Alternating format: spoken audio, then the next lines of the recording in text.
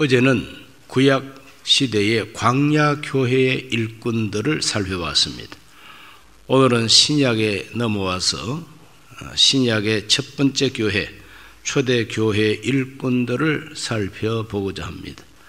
그러므로 하나님이 이 땅 위에서 자기 백성이라고 불러주신 구약의 백성들이 이스라엘입니다. 그 이스라엘이 광야 생활을 할 때의 그 모습은 하나님이 관리하시고 하나님이 직접 운영하시는 공동체였습니다. 예수 그리스도의 복음을 믿고 이제 예수 그리스도를 중심으로 모인 이 공동체는 교회라고 합니다. 교회라고 하는 말은 밖으로 불러내신 사람들이라는 뜻입니다. 하나님이 불러낸 사람들이죠.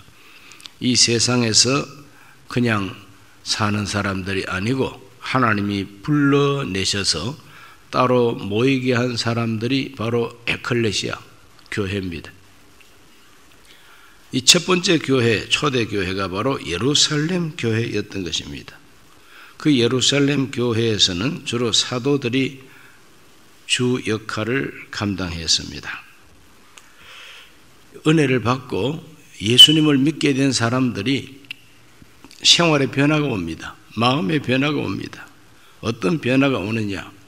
내 것을 내 것이라 하지 아니하고 이 내 것이 하나님께서 맡긴 것이라고 하는 청지기 의식이 생기게 됩니다. 내가 가진 것이 내 것이 아니라 주의 것이로구나.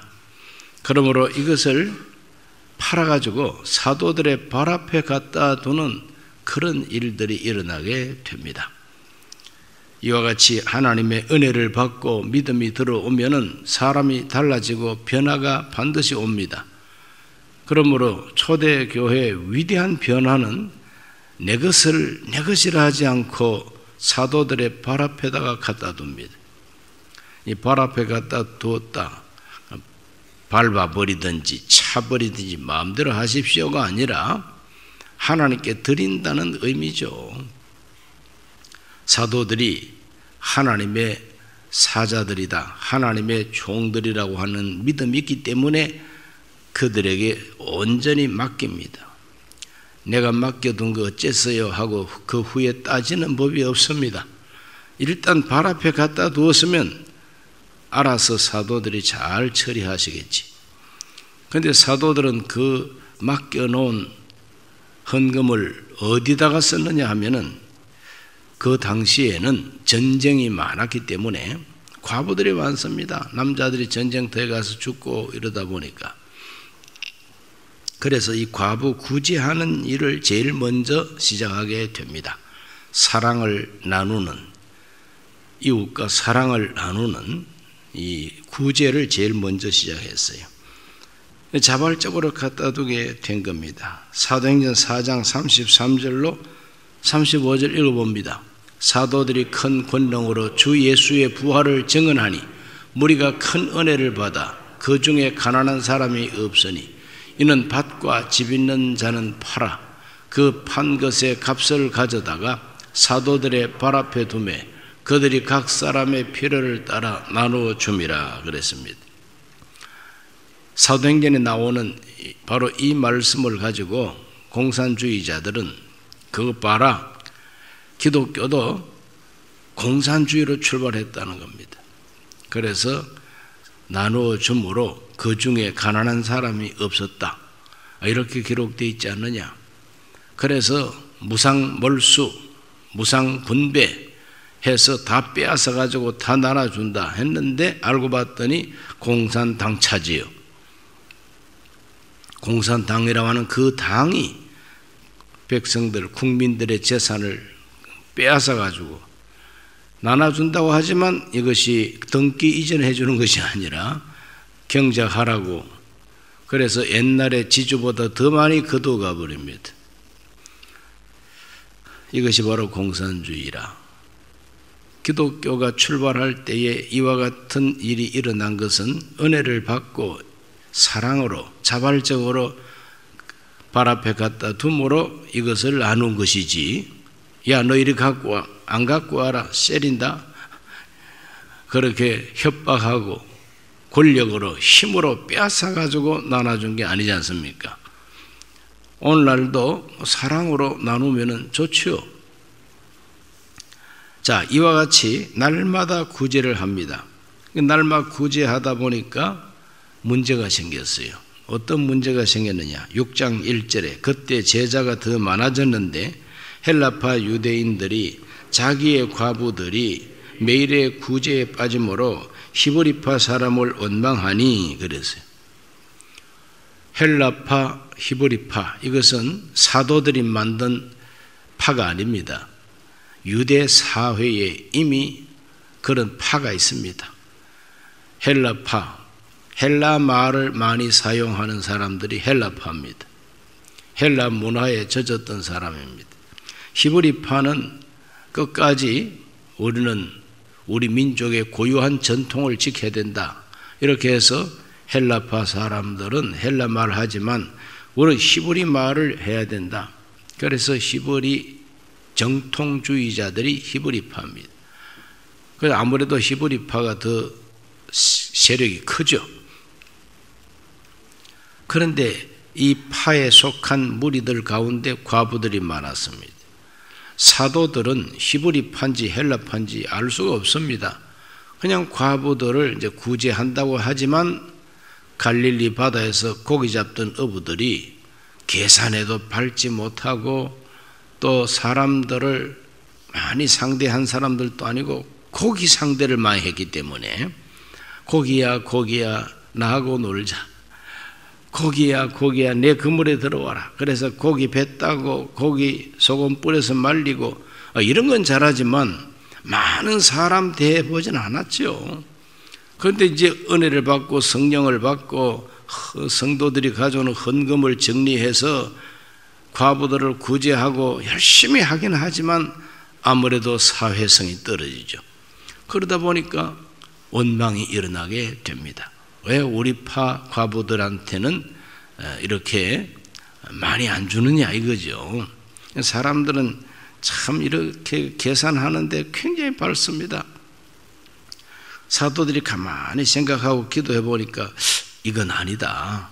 이건 우리 전공도 아니고 우리가 주로 해야 할 일도 아니지 않느냐. 그래서 문제 해결을 위해서 그들은 방안을, 대책을 강구하게 됩니다. 사도들이 내놓은 대책이 무엇이냐? 그 대책은 우리는 기도하고 말씀 전하는 일에 전무해야 되겠고, 이 구제한다든지 헌금 정리해서 나눈다든지 이런 것은 사람들을 일꾼을 세워서 맡겨야 되겠다. 그래서 6장 2절로 4절을 다 같이 봅니다. 12사도가 모든 제자를 불러 이르되 우리가 하나님 말씀을 제쳐놓고 접대를 일삼는 것이 마땅하지 아니하니 형제들아 너희 가운데서 성령과 지혜가 충만하여 칭찬받는 사람 7을 택하라. 우리가 이 일을 그들에게 맡기고 우리는 오로지 기도하는 일과 말씀 사역에 힘쓰리라. 이것이 바로 사도들이 내놓은 대책입니다. 일꾼들을 택하라. 사람들을 택해서 일꾼으로 세워야 되겠다. 이 일을 맡겨야 되겠다. 그래서 집사라고 하는 그 말 뜻이 일을 맡은 사람이라는 뜻입니다. 일을 맡았어요. 그래 초대교회 7 안수 집사님들은 무슨 일을 맡은 집사들이냐? 구제하는 일을 맡았습니다. 성도들이 은혜 받고 가져오는 헌금을 정리하고 모아가지고 이것을 가지고 구제하는 일을 열심히 감당하는 일을 안수 집사님들이 이제 하게 됩니다. 여기 나오는 7 사람들이 집사라고 하는 걸 어떻게 알 수가 있느냐? 성경을 보면은 딱 한 군데 이 사람들이 집사라고 하는 직분자라고 하는 걸 알게 됩니다. 사도행전 21장 8절 말씀 읽어봅니다. 이튿날 떠나 가이사라에 이르러 7 집사 중 하나인 전도자 빌립의 집에 들어가서 머무르니라 그랬어요. 여기에서 분명히 7 집사라는 말이 나옵니다. 이 7 집사가 바로 초대교회 7 안수집사들이에요. 그 중에 한 사람 빌립, 전도자 빌립 안수집사님은 교회 일도 맡아서 열심히 했지만 더 넓은 그 세상에 나가서 복음 전하는 전도자의 은사가 있어서 그는 전도를 많이 했습니다. 사마리아를 전도하고 온 사방에 다니면서 에티오피아 여왕의 국고를 맡은 네시가 예루살렘에 왔다가 아프리카로 내려가는 도중에 성령이 보내가지고 전도를 해서 내려보내는, 세례를 베풀어서 내려보내는 이와 같은 일도 사도행전에 있습니다. 그러니까 여기에서 보면은 이 7 안수받은 이 일꾼들은 집사라고 표현하고 있습니다. 그래서 신약 초대교회에서 제일 먼저 세운 직분자가 집사입니다. 집사, 일을 맡았다는 뜻입니다. 자, 이 사람들은 어떤 자격자를 뽑으라고 했느냐? 3절 말씀입니다. 형제들아, 너희 가운데서 성령과 지혜가 충만하여 칭찬받는 사람 7을 택하라. 우리가 이 일을 그들에게 맡기고 그랬어요. 여기 보면은 성령과 지혜가 충만하여, 성령과 지혜가 충만하여.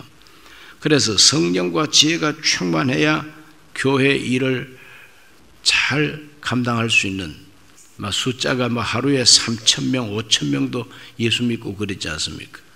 이 많은 성도들의 헌금을 가지고 선한 일을 감당할 수 있기 위해서는 성령과 지혜가 충만해야 된다. 교회 일은 성령과 지혜가 충만해야지 이 세상 계산에만 밟고 세상 돌아가는 것을 잘 아는, 꾀가 많고 하는 그것이 필요한 것이 아니라는 것입니다. 성령과 지혜가 충만해야 된다. 이 성령 충만이 무엇이냐? 성령 충만을 신학적으로 성경적으로 해석할 것까지 없습니다. 성령 충만을 가장 쉽게 해석하는 것은 예수 그리스도로 그 마음이 가득한 것이 바로 성령 충만이에요. 예수님을 마음속에 모시고 그저 잠을 자도 예수님 꿈을 꾸고 싶어, 눈을 뜨면 예수님 만나고 싶어 하고, 내가 사는 것이 예수님을 위해서 살고 예수님의 마음과 뜻을 실천하기를 원하는 그 마음이 바로 성령 충만인 것입니다. 그 예수님을 사랑하는 마음이 없고서야 어떻게 예수의 교회 일을 합니까? 그러므로 성령이 충만해야 된다. 성령이 충만하면은 저절로 지혜가 오게 돼 있다는 거예요. 성령이 충만하니까 성령 충만이 주는 아이디어가 바로 지혜라는 것이죠. 불탄 집에 아직까지 피신하지 못한 아이가 있다 할 때에 다 자기가 화상 입을까 봐 멀리 떨어져서 불구경만 하고 있는데, 발만 동동 구르는데 어떤 사람이 물에 젖은 담요를 뒤집어 쓰고 불타는 집으로 뛰어들어가서 화상을 입으면서도 거기 피신하지 못한 아이를 안고 나온다. 그런 지혜가 어디서 생겼느냐예요. 사랑하기 때문에 그런 지혜가 생긴 것이죠. 사랑하지 않으면 그런 지혜가 안 생깁니다. 사랑하지 않으면 어떤 지식이 있느냐?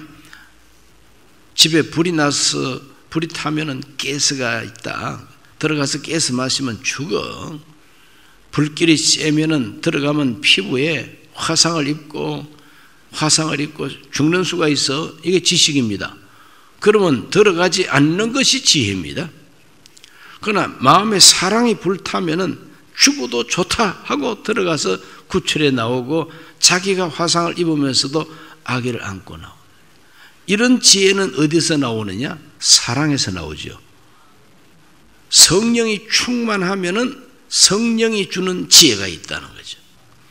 그것이 바로 교회 일을 잘 감당할 수 있는 능력이다 하는 것을 성경이 가르쳐주고 있습니다. 자, 성령 충만하셔서 성령 충만한 지혜를 가지고 교회 일을 감당할 수 있어야 됩니다. 그에게 헌금입니다. 이게 푼돈이 아니에요. 집이 있는 사람, 밭이 있는 사람, 그걸 팔아가지고 사도들 발 앞에 갖다 두었으니, 이게 보통 한두 사람만 하는 게 아니고 많은 사람이 그렇게 하다 보니까 이 돈이 그에게입니다. 이 그에게 돈을 어떻게 처리할 것인가? 지혜가 없이는 안 됩니다. 그런데 하나님의 성령이 바로 이분들에게 지혜를 주셔서 구제하는 일을 잘 처리하도록 해주신 겁니다. 성령 충만해서 성령이 주시는 지혜는 모든 사람에게 똑같이 임하는 게 아닙니다. 사도들은 성령이 충만해가지고 주로 기도하는 일과 말씀 전하는 말씀 사역에는 뛰어난 지혜가 있어요. 그러나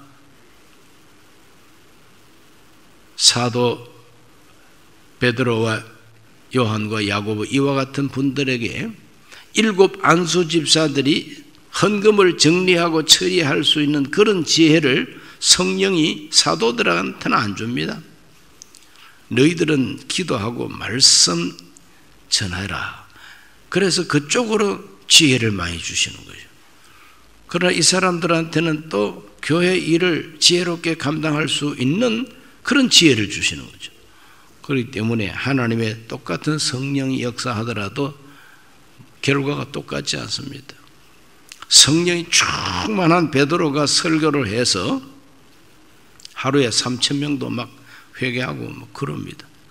그러나 스데반 안수집사는 성령이 충만해가지고 베드로보다도 더 지식이 많은 유식한 설교를 했어요. 그러나 돌멩이 3,000개 맞고 죽습니다.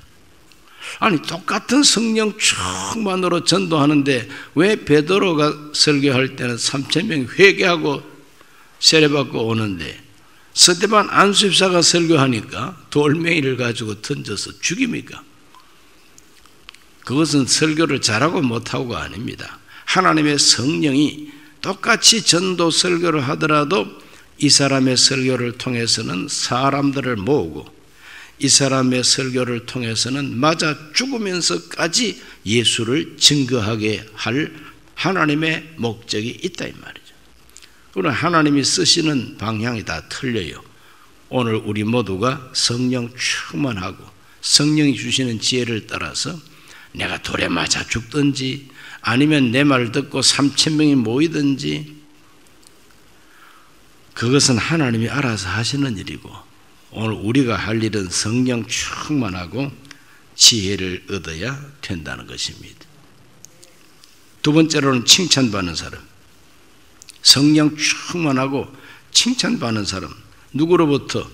믿는 사람이나 믿지 않는 사람이나 많은 사람들로부터 칭찬받는 사람. 그 사람이 교회를 해야 된다는 거죠. 욕먹는 사람보다도. 평소에 비난받고 욕먹는 사람이 교회 일을 하게 되면은 교회가 오히려 욕을 먹을 수가 있다는 것입니다.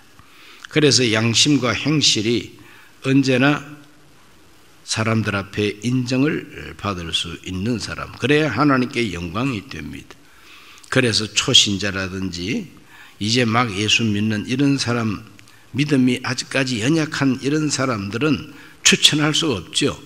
많은 사람이 추천을 해서 7사람을 사도들 앞에 세웠습니다. 그 왜 그러냐? 많은 사람들로부터 인정을 받으니까 그들이 세우게 되는 것이죠. 그러므로 칭찬받는 사람은 어떤 사람이냐? 디모데전서 3장 8절로 10절 말씀에 보면은 다 같이 한번 읽어봅니다. 이와 같이 집사들도 정중하고 일구이언을 하지 아니하고 술에 임박이지 아니하고 더러운 일을 탐하지 아니하고 깨끗한 양심에 믿음의 비밀을 가진 자라야 할지니 이에 이 사람들을 먼저 시험하여 보고 그 후에 책망할 것이 없으면 집사의 직분을 맡게 할 것이요. 그랬어요. 그러니 집사의 직분을 맡을 사람들의 그 영적인 영성, 그 자격이 어떤 것이 있느냐? 정중해야 된다. 정중해야 된다는 거죠. 정중하다는 것은 예의 바르다 이 말입니다. 일구이연을 하지 않는다 이 말은 한 입에 두 말 하지 않는다는 거예요. 말을 이랬다 저랬다 하지 않는다는 거예요. 한결같이 같은 말을 하는 사람. 술에 임박이지 않는다 이 말은 술에 중독되지 아니하고 술을 즐기지 않는다는 겁니다. 임박인다는 게 바로 중독 현상이죠. 더러운 이익을 탐하지 않는다. 더러운 이익을 탐하지 않는다. 가룟 유다한테 돈주머니 맡겨놓았더니 훔쳐갔다 그랬어요. 이와 같은 사례들이 현대 교회도 있을 수가 있죠. 더러운 이익을 탐하지 않습니다. 깨끗한 양심에 믿음의 비밀을 가진 자라야 할지니 양심이 깨끗해야 된다. 양심이 깨끗하다고 하는 것은 정직한 것입니다. 정직한 사람 그리고 믿음의 비밀을 가졌다는 것은 자기 믿음을 동네방네 선전하는 것이 아니고 정말 하나님과 나와의 교통과 하나님과 나와의 교제가 바로 믿음입니다. 은밀한 믿음입니다. 믿음의 비밀을 가지고 있어야 된다. 디모데전서 3장 12절과 13절들을 보면 집사들은 한 아내의 남편이 되어 자기 자녀와 자기 집을 잘 다스리는 자일지니 집사의 직분을 잘한 자들은 아름다운 지위와 그리스도 예수 안에 있는 믿음의 큰 탐욕을 얻느니라 그랬어요. 한 아내의 남편이라 그랬어요. 그러므로 일부 일처제가 하나님이 창세기 때에 정해주신 가정 구성에 있어서 기본입니다. 일부 다처제가 아닙니다. 일부 일처제로 하나님이 출발하게 하셨습니다. 에덴 동산에서. 그러므로 한 아내의 남편이다. 그러면 아내가 혹시 일찍이 사별했으면 어떡하느냐? 그 재혼은 어떠냐? 살아있는 한 아내지 아내가 돌아가셨을 때에 재혼하는 건 아무 상관이 없어요. 여성이나 남성이나 살아있는 남편과 아내가 1대1로 일부 일처제가 성경이 가르치는 기본입니다. 뿐만 아니라 자녀들과 가정을 잘 다스려야 된다. 자녀와 자기 집을 잘 다스리는 사람이 바로 집사의 좋은 자격이다.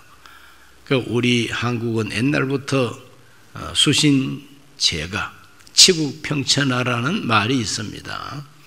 그럼 먼저 자기 가정을 잘 돌볼 줄 알아야 교회도 돌볼 줄 안다. 이런 원칙입니다.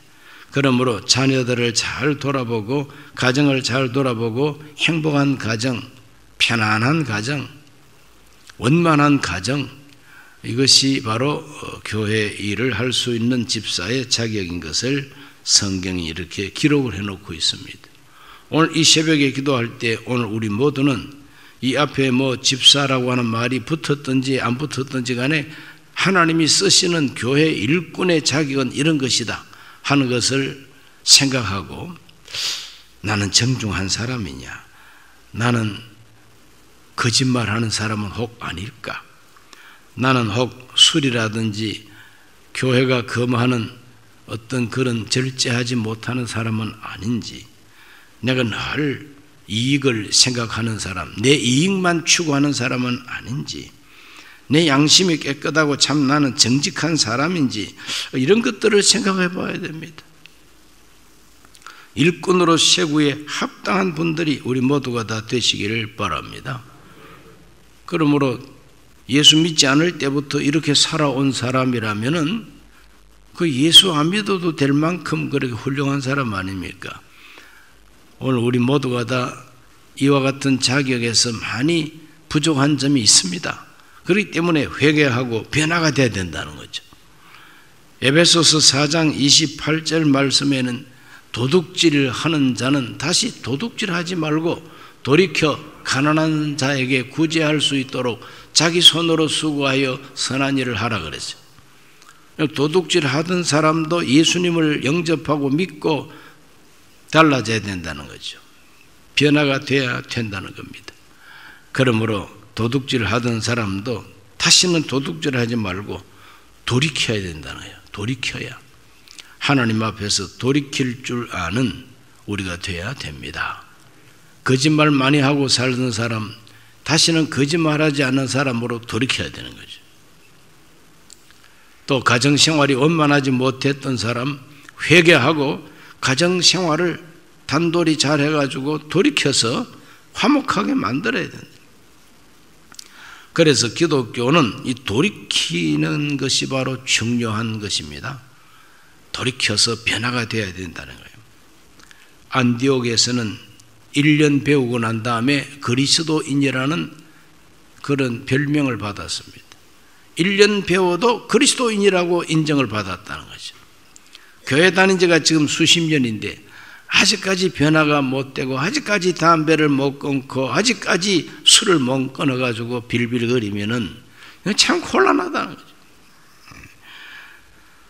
광림교회가 있습니다. 저 신사동에, 강남에 신사동의 광림교회 김선도 목사님이 크게 부흥시킨 교회입니다.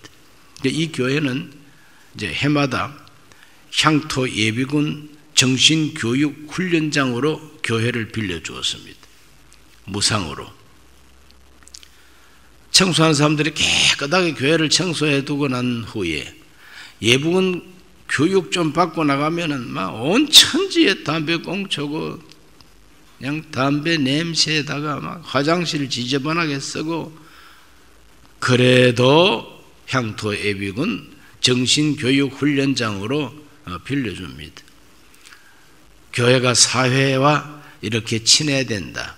그래야만이 사람들이 교회로 온다. 이와 같은 비전을 가지고 그랬더니 한 젊은 사람이 사업에 실패해서 자살을 할 마음을 가지고 있었습니다. 언제 죽을까? 그런데 예비군 훈련 통지서가 왔어요. 그래서 죽을 때 죽더라도 예비군 훈련은 받아야지 이라고 광림교회 정신교육 받으러 예비군 훈련 받으러 갔습니다. 그런데 예비군 훈련하는 그 정신 훈련시키는 강사가 뭐라고 말하는지는 잘 귀에 안 들어오고 두리번두리번하고 교회를 살펴보고 성전에 앉아 있다 보니 자기도 모르게 자꾸 하염없이 눈물이 나오는 거죠. 하염없이 눈물이 나옵니다. 그래서 그 성전 분위기에 압도돼 가지고 향양 눈물이 나옵니다. 그래서 참 희한한 곳이다. 여기 내가 좀 다녀야 되겠다. 그래서 강림교회 등록을 하고 그 교회를 다니다가 장로님이 되셨어요. 그분이 바로 CTS라고 하는 우리 기독교 그 방송국의 사장 감경철 장로님이십니다. 하나님께서는 꼭 사람이 전도해서 믿게 하는 것이 아니라 때로는 예배당 자체가 전도의 도구가 되게 해 주시는 거죠. 바로 그 예배당에서 사람들이 예배를 드리고 기도를 많이 하고 그렇기 때문에 바로 그 분위기 속에 딱 들어와서 하나님이 너는 이제 나를 믿어야 된다 하고 마음에 감동을 주니까 자기 의지하고는 상관없이 왜 눈물을 흘린지도 모르고 막 콧물이 막 나오는 거예요. 감동이 되니까 그 교회에 등록을 하고 다니다 보니까 죽긴 왜 죽어? 자살은 왜 해? 그래서 믿음으로 다시 사업을 일으키고 훌륭한 일을 하고 계신 것이죠. 그래서 교회 일꾼의 자격을 얻게 되는 것입니다. 이 안수 집사들의 충성으로 교회가 부흥되었습니다. 그래서 사도행전 6장 7절에 보니까 하나님 말씀이 점점 왕성하여 예루살렘에 있는 제자의 수가 더 심히 많아지고 허다한 제사장의 무리도 이 도에 복종하니라 그랬어요. 이렇게 교회가 부흥이 됐습니다. 예루살렘 교회가. 예루살렘 교회를 이와 같이 부흥시켰던 그 안수 집사님들처럼 자격을 갖추는 저와 여러분 되기를 기도해야 되겠습니다. 하나님 아버지, 오늘도 이 복된 새벽 하나님 앞에 나와 초대교회 예루살렘 교회 첫 일꾼들을 살펴보았습니다. 7 안수 집사님들 성령과 지혜가 충만해서 많은 사람들로부터 칭찬받는 사람이라 했습니다. 우리 모두가 성령과 지혜가 충만하게 하여 주옵시고 칭찬받는 사람들, 되게 해 주옵소서. 변하게 하여 주옵시고 돌이키게 하여 주옵소서. 예수님 이름으로 기도하옵나이다. 아멘.